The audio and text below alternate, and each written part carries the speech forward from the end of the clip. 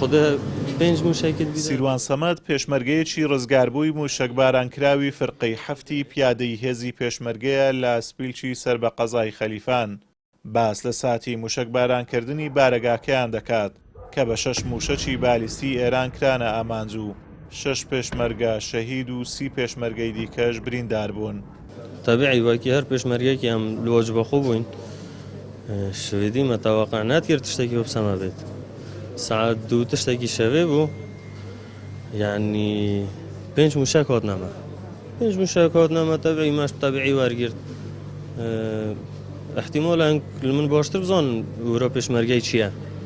مەزور طبیعی وەرگرت ئەم چوین ما کەشفا خۆ کرد و ئەم هاتینەوە جەماعەتێک گوتە من وەرە ژوور من گوتە ئەس حرەسم ئەس نایمە ژوور جەماعەت چۆ ژوور ئەس دەرێ مامەوە vê helê li jor da piştî 10 deqa çarekekî hol li jor da li jor da mixabin yanî bu egerê şehîd bûna 6 birayet min 6 biraderêt min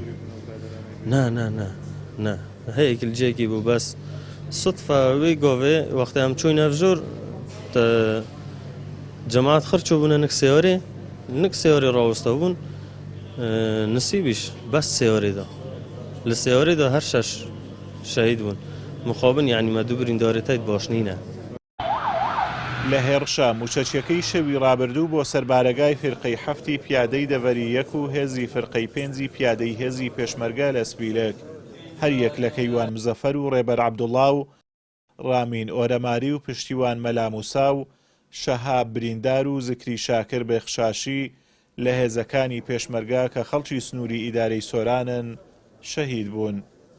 نەوزاد ئەزوەر ئامۆزای شەهید کەیوانە لەبارەیەوە دەڵێت کەیوان دوێنێ یەکەم ڕۆژی چوونەوە دەوامی بوو ماوەی 9 مانگە هاوسەرگیری کردووە و منداڵێکیان لە ڕێگایە ئەو چاوەڕێ بوو ببێتە باوک بەڵام مەرگ مەودای پێنەدا.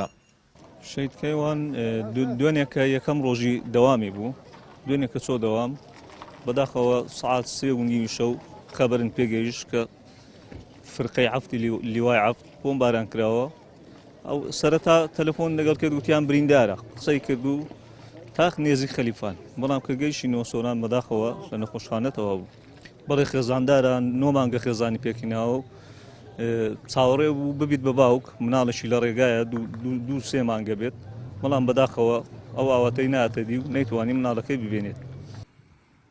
لە ماوەی 25 ڕۆژی شەڕی ئەمریکا و ئیسرائیل و ئێران 50,000 تەنیا سنووری ئیدارەی سۆران بە درۆن و موشک کراوەتە ئامانج.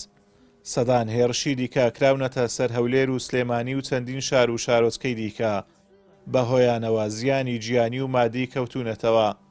ئەمە لە کاتێکدا کە هەرێمی کوردستان بەشێک نییە لەو شەڕە و دڵنیایی بە هەموو لایەنەکان داوە. ئازاد ئۆمەراوی کەناڵی ئاسمانی پەیام سۆران.